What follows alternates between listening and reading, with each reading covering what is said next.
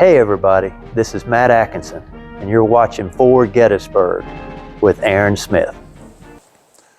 I stand on what is perhaps one of the most neglected parts of the Gettysburg National Military Park. Oftentimes neglected by visitors, seen as a sideshow to the main event of Pickett's Charge, Little Round Top, the Devil's Den, the Wheat Field. But East Cavalry Field has perhaps some of the most exciting action in the entirety of the Battle of Gettysburg. My name is Aaron Smith, and today we'll be talking about that action here on Forward Gettysburg.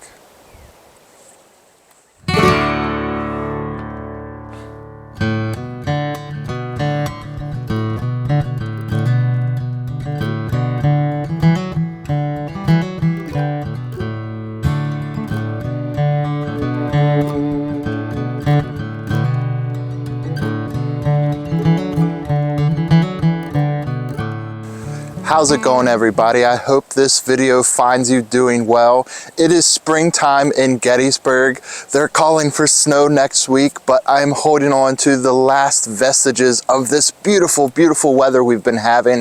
It's about 55 degrees out here. Beautiful day, a little bit cloudy, but hey, I'm going to take it.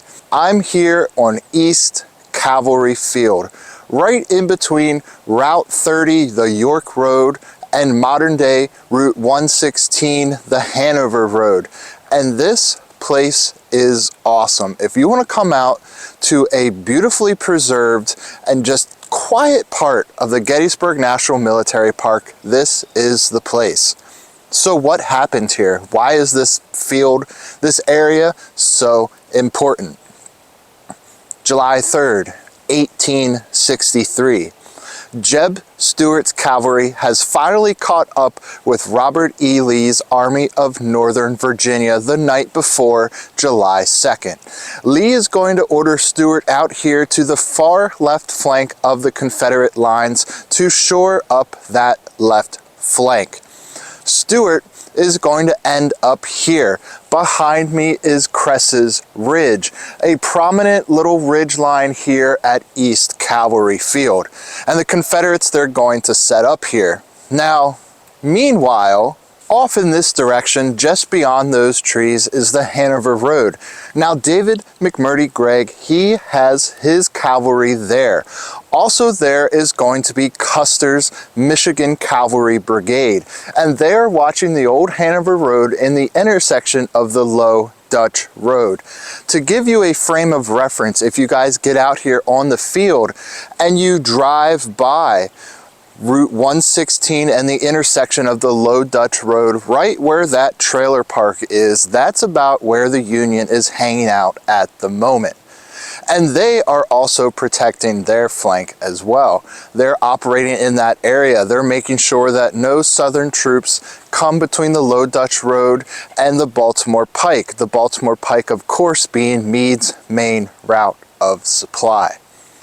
So you see the chessboard is set up here, and it is inevitable that these two cavalry forces clash here at East Cavalry Field.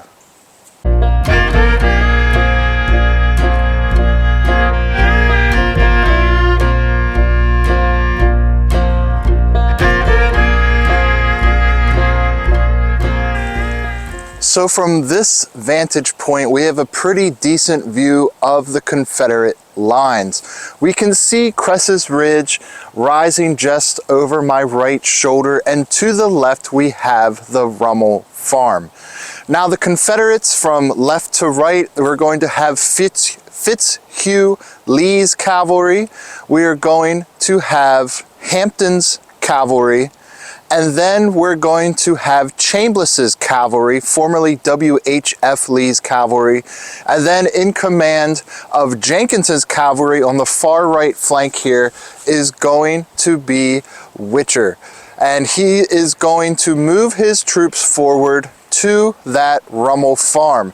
Now, when he moves his troops forward, his men are only going to have about 10 rounds of ammunition, and they're going to take cover behind the farm, behind the walls, the fences, the things that might have been around that area. McMurdy Gregg is going to see this, and he is going to order McIntosh's Union cavalrymen to dismount and meet this threat. So we have this battle unfolding in several different phases here, really two main phases. We have the unmounted action, which is going to kick off here very shortly, and then we're going to have the mounted cavalry action, the stuff that American legends and heroes are made of. We have Witcher's men taking over this Rummel farm. We have some elements of Chambliss's men as well for the Confederate side there at this Rummel farm. And now the 1st New Jersey and 3rd Pennsylvania Cavalry, they are going to dismount and they are going to start to fire upon the Confederate men. Some elements of the 5th Michigan as well, they're going to be there. Now we get into George Armstrong Custer and his Michigan cavalry, and they kind of fill in a very interesting role here on East Cavalry Field. Not only are they going to get some incredible glory later on here at the action at East Cavalry Field, but they're also actually defying orders. You see, Custer is going to receive an order to head back toward the main body of the Union Army, but McMurdy Gregg is going to order him to stay here. Sensing a fight about to pop off, Custer will relish in the opportunity to remain here and see some mounted and dismounted cavalry action.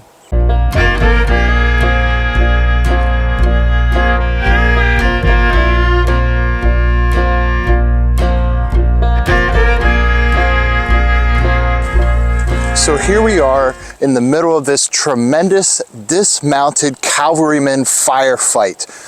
To my left here is a small little stream called Little's Run. That is essentially the Union line. And remember, they are attacking those dismounted cavalrymen at the Rummel farm. The men at the Rummel farm are going to start to get the best of these Union men over here along Little's Run. Both sides are eventually going to run out of ammunition, however. They're going to be running very, very low, and they're going to start to fall back. And there's going to be a very much welcomed lull in the fighting. Witcher's men, they're still controlling the area around the Rummel farm. The 1st New Jersey, the 3rd Pennsylvania, and the 5th Michigan. The 5th Michigan with those 7-shot Spencer rifles. They are burning through their ammunition, attempting to attack these, maybe not necessarily well entrenched, but certainly plentiful cover over here for the Confederate cavalrymen at that farm. So there's going to be a little bit of a lull in the fighting. Stuart, wanting to drive the Yankee cavalrymen from the field, he is going to devise a plan. He is going to have Witcher's men hold down the Union cavalrymen along Little's Run. He's going to have them hold them down and then order a charge.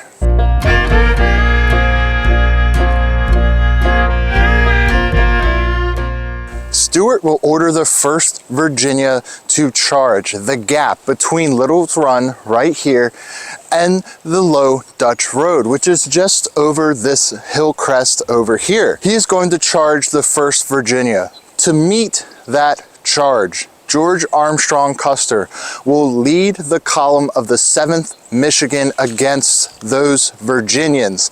And now we start to get into phase 2 of the fight here at East Cavalry Field, the mounted action.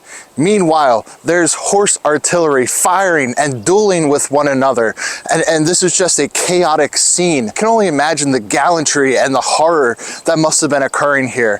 The 1st Virginia, they charge across these fields here. They're met by Custer and the 7th Michigan, but the 1st Virginia will get the better of them. Eventually this clash between mounted cavalrymen, this awe-inspiring fight occurring here. The 7th Michigan will be bested by the 1st Virginia, in no small part due to those skirmishers and those dismounted fighters at the Rummel farm firing upon their flank, and the 7th Michigan will begin to fall back. David McMurdy Gregg is running out of options. He knows that if Stuart is able to fight back and push back the cavalrymen here, that he is going to have full access to the rear of the Union line, to their retreat, to their supply routes, all of these things. He realizes what's at stake here. Another interesting point is it seems a lot of amateur Gettysburg historians, especially from what I've seen and especially from some of the more perhaps less educated, just surface level individuals who study the Battle of Gettysburg. They seem to think that Stuart is trying to get into the rear and almost do this pincher maneuver with Lee at Pickett's charge happening simultaneously, but that's not the case here at East Cavalry Field. Lee's plan to drive the Union Army from the field if they were to be in retreat, Stuart was really just going to drive that point home. He wasn't going to plan some crazy simultaneous attack in the rear. No, he just wanted to drive the point home.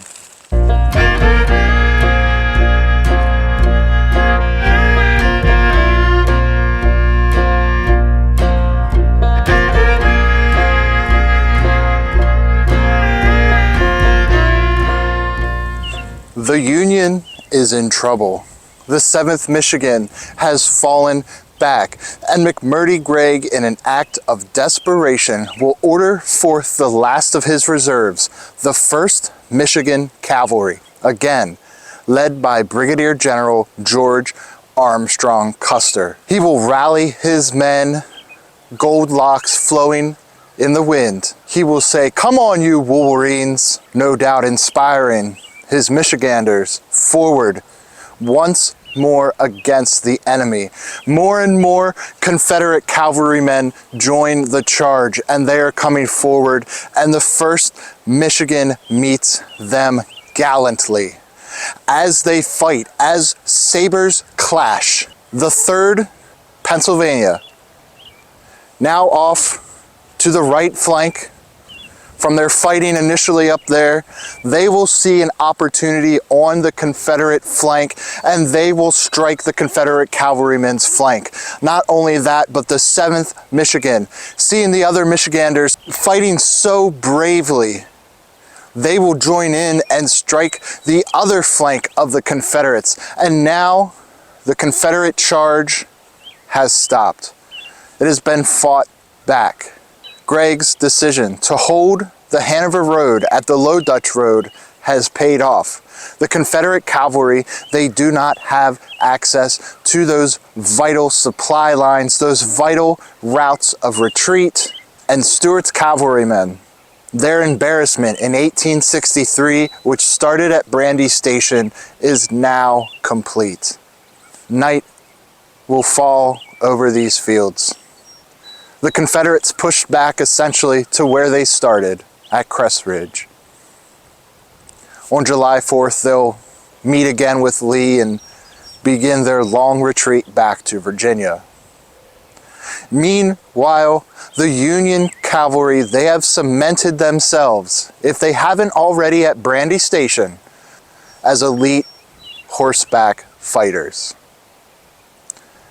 At the end of July 3rd, here on East Cavalry Field, there will be over 200 casualties, over 70 dead. Not very high numbers compared to the other action occurring here in and around Gettysburg at the time. You see, that's the thing about cavalry fighting. A lot of it, especially when it comes to sabers, there's glances with the saber, there's cuts, there's wounds, but the actual number of dead don't tend to be that high. That doesn't take away from the bravery or the horror of the action here on East Cavalry Field. Well guys, that's what I have for you today. This is such a really, really cool part of the Gettysburg National Military Park. A park that, part of the park that not a lot of people tend to get out to. I use this generally as a shortcut road going from Route 30 to 116, and you know, I always relish in the opportunity to drive on the battlefield, and I see a lot of dog walkers, but not a whole lot of tourists out to this part of the field. But I implore you, if you're coming to Gettysburg, take the trip about 3 miles east of town and check out East Cavalry Field. Here, legends are made. Here, George Armstrong Custer cements himself as an American military hero through actions that started about 4 days before at the Battle of Hanover. He will of course go on to be an Indian fighter and the famous last stand at Little Bighorn. But here on this field, this is where it all starts. Thank you all so much for joining me. As always, my name is Aaron Smith for Forward Gettysburg. If you guys haven't already, please make sure you like this video, leave me a comment down below, and subscribe to the channel. Just a quick little update about the channel and life. I've had some pretty awesome opportunities, some of them just occurring by coincidence and accident. I've met some really awesome Civil War scholars. I had a chance to talk to Dr. Carol Reardon, whose field guide to Gettysburg has been the backbone of so many of my videos. She also has a field guide to Antietam. When I spoke to her, she actually came into the shop at the Regimental Quartermaster where I work at part-time on the weekend. When she came in, I was trying to push her to make a field guide for Spotsylvania. Whether that's going to happen or not, I'm not sure, but you know, I tried to plant the seed. Overall, a really incredible woman, very well educated, just an absolutely wealth of knowledge. It was a pleasure to meet her. And then more recently, I had the opportunity to meet Scott Mingus, who does a lot of writing about the human interest stories surrounding the Gettysburg campaign. I grew up in York County, and actually in my first video, I used a Scott Mingus book, the very first video. So it was really great to sit down and talk with him. He also was in the shop for a book signing, and I absolutely had a pleasure speaking with him. Gary Myers was there as well. They were discussing their Irish Brigade book, Aaron Go Bra, a great book. You know, the Irish Brigade is always very popular, and I think it kind of touches on that sentiment that America, when you get down to the nitty-gritty, we really are a nation built on immigrants. Not getting too political here, but you know, the foundation of our nation is built upon the hard work and labor of immigrants. So really just a fascinating gentleman to get a chance to talk to. So make sure you check out their books.